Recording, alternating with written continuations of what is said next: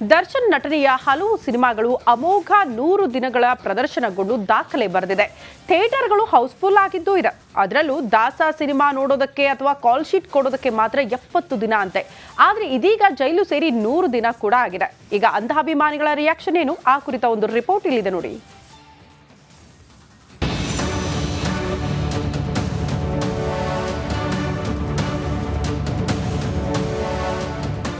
ದಿನ ಭರ್ಜರಿ ಪ್ರದರ್ಶನ. ಇದು ಯಾವ ಸಿನಿಮಾ ಭರ್ಜರಿಯಾಗಿ ಓಡ್ತಿದೆ ಅನ್ಕೊಂಡ್ರ? ಇದು ಸಿನಿಮಾ ಅಲ್ಲ.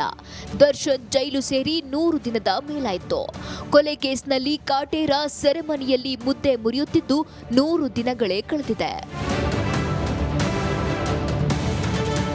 ಇನ್ನು ಸಿನಿ ಜೀವನದಲ್ಲೂ ದರ್ಶನ್ ಸಿನಿಮಾಗಳು 100 ದಿನ ಪೂರೈಸಿವೆ. ಆದ್ರೆ ಇದೀಗ ದರ್ಶನ್ ಜೈಲಲ್ಲಿ 100 ದಿನ ಪೂರೈಸಿ ಮತ್ತೊಂದು ರೆಕಾರ್ಡ್ ಮಾಡಿದ್ದಾನೆ. ಸ್ಯಾಂಡಲ್ವುಡ್ ಬಾಕ್ಸ್ ಆಫೀಸ್ ಸುಲ್ತಾನ್ ಇದೀಗ ಜೈಲಲ್ಲೂ 100 ದಿನಗಳನ್ನ ದಾಟಿದ್ದಾನೆ. ದರ್ಶನ್ ಯಾವುದೇ ಸಿನಿಮಾ ಒಪ್ಕೊಂಡ್ರು ಕಾಲ್ ಶೀಟ್ ಕೊಡೋದು 70 ದಿನ ಮಾತ್ರವಂತೆ. ಆದ್ರೀಗ ರೇಣುಕಾಸ್ವಾಮಿ ಕೊಲೆ ಕೇಸ್ನಲ್ಲಿ ಜೈಲು ಸೇರಿ 100 ದಿನಗಳೇ ಕಳೆದು ಹೋಗಿದೆ. ಆಚೆ ಬರೋಕೆ ಪರದಾಡುವಂತಾಗಿದೆ.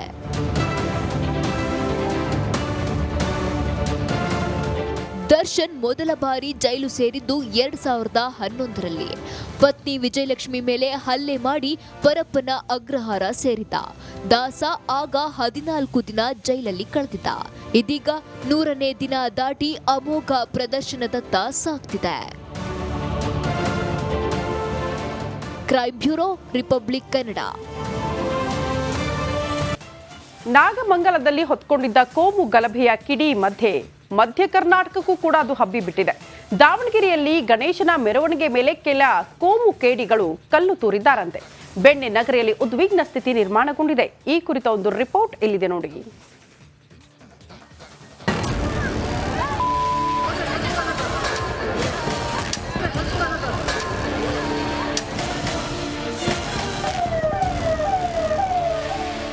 ದಳ್ಳೂರಿಗೆ ನಾಗಮಂಗಲ ಹೊತ್ತಿ ಉರಿದಿದೆ. ಕೋಮುಗೇಡಿಗಳ ಅಟ್ಟಹಾಸಕ್ಕೆ ಕೆಂಡ ಮಂಗಲ ನಲುಗಿ ಹೋಗಿದೆ.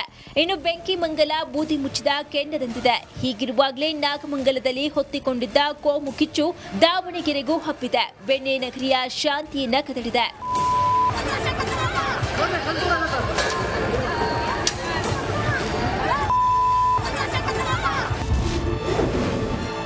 ಆಗ ನಾಗಮಂಗಲ, ಈಗ ದಾವಣಗೆರೆ.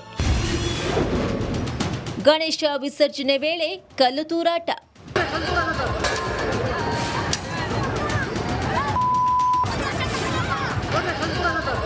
ದಾವಣಗೆರೆಯ ವೆಂಕಟೇಶ್ವರ ನಗರದಲ್ಲಿ ಬೇತೂರು ಗಣೇಶನ ವಿಸರ್ಜನಾ ಮೆರವಣಿಗೆ ಸಾಗ್ತಾ ಇತ್ತು. ಈ ವೇಳೆ 2 ಕೋಮಿನವರು ಘೋಷಣೆಯನ್ನ ಕೂಗಿದ್ದಾರೆ.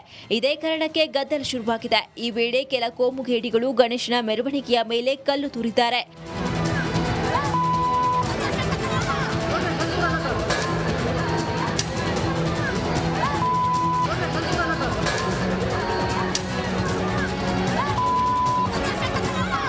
ಕೂಡಲೇ ಲಾಠಿ ಹಿಡಿದು ಫೀಲ್ಡ್ಗಿಳಿದ ಎಸ್ಪಿ ಉಮಾ ಪ್ರಶಾಂತ್ ಪರಿಸ್ಥಿತಿಯನ್ನ ಹತೋಟಿಗೆ ತಂದಿದ್ದಾರೆ. ಸದ್ಯ ಹಳೆ ದಾವಣಗೆರೆ ಭಾಗದಲ್ಲಿ ಉದ್ವಿಗ್ನ ಸ್ಥಿತಿ ನಿರ್ಮಾಣವಾಗಿದೆ. ಅಂಗಡಿ ಮುಂಗಟ್ಟುಗಳನ್ನ ಪೊಲೀಸರು ಬಂದ್ ಮಾಡಿಸಿದ್ದಾರೆ. ಸೂಕ್ಷ್ಮ ಪ್ರದೇಶಗಳಲ್ಲಿ ಗಸ್ತು ತಿರುಗ್ತಾ ಇದ್ದಾರೆ.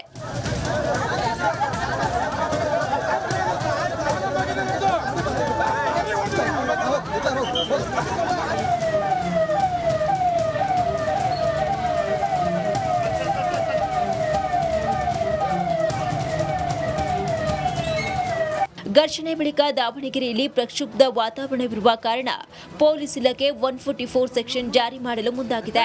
ನಿನ್ನೆ ಪ್ರಚೋದನಕಾರಿ ಭಾಷಣ ನೀಡಿದ್ರಿಂದಲೇ ಈ ಗಲಾಟೆ ನಡೆದಿದೆ. ಸದ್ಯ ಪರಿಸ್ಥಿತಿ ನಿಯಂತ್ರಣದಲ್ಲಿರುವುದಾಗಿ ಎಸ್ಪಿ ಉಮಾ ಪ್ರಶಾಂತ್ ಹೇಳಿದ್ದಾರೆ. ಇವಾಗ ಸ್ಪಾರ್ಕ್ ಇನ್ ದ ಸೆನ್ಸ್ ನಿನ್ನೆ ಒಂದು ಪ್ರೊವೊಕೇಟಿವ್ ಸ್ಪೀಚ್ ಮಾಡಿದ್ರು. ಆ ಪ್ರೊವೊಕೇಟಿವ್ ಸ್ಪೀಚ್ ಸಂಬಂಧ ಈಗಾಗಲೇ ಒಂದು ಪ್ರಕರಣವನ್ನು ಕೂಡ ದಾಖಲು ಮಾಡಿದ್ದೇವೆ. ಅದನ್ನು ಲೀಗಲ್ ಆಗಿ ಏನು ಪ್ರೊಸೀಜರ್ ಮಾಡಬೇಕು ಅದನ್ನು ಕೂಡ ಮಾಡ್ಕೊಂಡಿದ್ದೇವೆ. ಅದ್ರ ಸಂಬಂಧನೇ ಕೂಡ ಈಗಾಗಲೇ ನಾವು ನಿನ್ನೆನೇ ಒಂದು ಯಾರ್ಯಾರು ಸೋಷಿಯಲ್ ಮೀಡಿಯಾದಲ್ಲಿ ಈ ರೀತಿಯಾದ ಪೋಸ್ಟ್ ಮಾಡಿದ್ರು ಅವ್ರ ಮೇಲೆ ಕೂಡ ನಾವು ಪ್ರಕರಣವನ್ನು ದಾಖಲು ಮಾಡಿ ಇದ್ರ ಬಗ್ಗೆ ಕಟ್ಟೆಚ್ಚರಿಕೆ ಕೂಡ ಕೊಟ್ಟಿದ್ದೇವೆ. ಇಷ್ಟು ದಿವಸ ಯಾವ ರೀತಿ ಗಣಪತಿ ಇದು ವೆಂಕಬಾವಿದು ಇದೇ ರೋಡಲ್ಲಿ ಹೋಗ್ತಾ ಇತ್ತು ಅದೇ ಥರ ಹೋಗ್ತಾ ಇದೆ.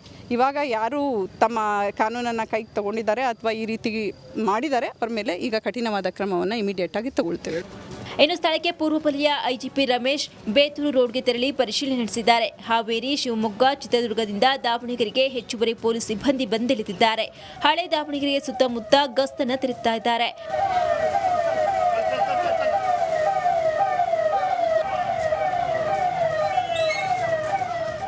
ಇದನ್ನೆಲ್ಲ ನೋಡ್ತಾ ಇದ್ರೆ ರಾಜ್ಯದಲ್ಲಿ ಗಣೇಶ ವಿಸರ್ಜನಾ ಮೆರವಣಿಗೆಗಳೇ ಟಾರ್ಗೆಟ್ ಆಗ್ತಿದ್ಯಾ ಅನ್ನೋ ಪ್ರಶ್ನೆ ಹುಟ್ಟಿರೋದಂತೂ ಸುಳ್ಳಲ್ಲ.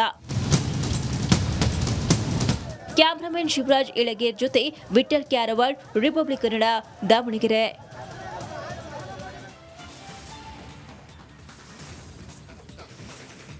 ಒಕ್ಕಲಿಗ ಜಾತಿ ನಿಂದನೆ ಮಾಡಿರುವ ಬಿಜೆಪಿ ಶಾಸಕ ಮುನಿರತ್ನ ಹಣಿಯೋದಕ್ಕೆ ಕಾಂಗ್ರೆಸ್ ತೆರೆ ಮರೆಯಲ್ಲೇ ತಂತ್ರಗಾರಿಕೆ ಇನ್ನಷ್ಟು ಹೆಚ್ಚು ಮಾಡಿದೆಯಂತೆ. ಅದು ಹೇಗೆ ಅಂತೀರಾ? ಈ ಸ್ಟೋರಿ ನೋಡಿ.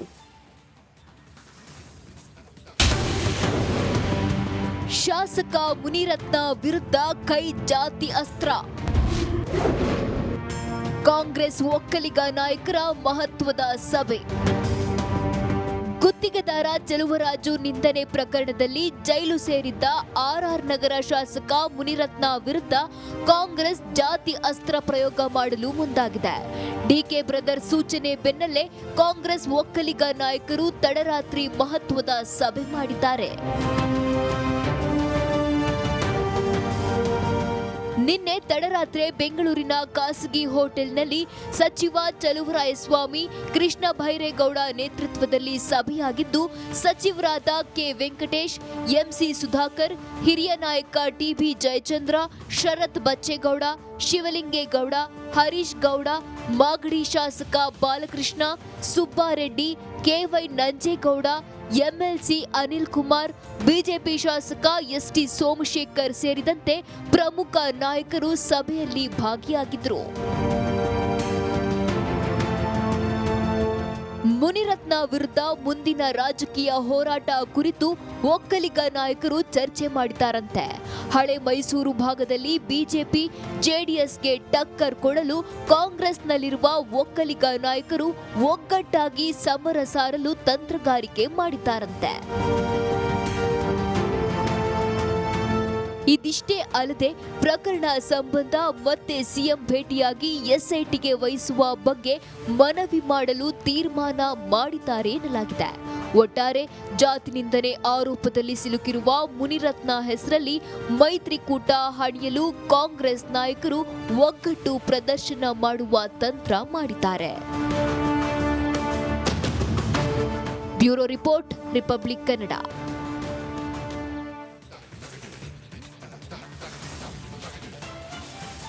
ರಾಜ್ಯ ಬಿಜೆಪಿಯ 3 ಶಾಸಕರು ತಲೆನೋವಾಗಿ ಪರಿಣಮಿಸಿದ್ದಾರಂತೆ. ಆ 3 ಶಾಸಕರ ವಿರುದ್ಧ ಹೈಕಮಾಂಡ್ ಮುಂದೆ ದೂರು ನೀಡೋದಕ್ಕೆ ರಾಜ್ಯ ಬಿಜೆಪಿ ನಾಯಕರು ಕೂಡ ಮುಂದಾಗಿದ್ದಾರಂತೆ. ಆ 3 ಶಾಸಕರು ಯಾರು? ಶಿಸ್ತು ಕ್ರಮ ಯಾಕೆ ಗೊತ್ತಾ? ಈ ವರದಿ ನೋಡಿ.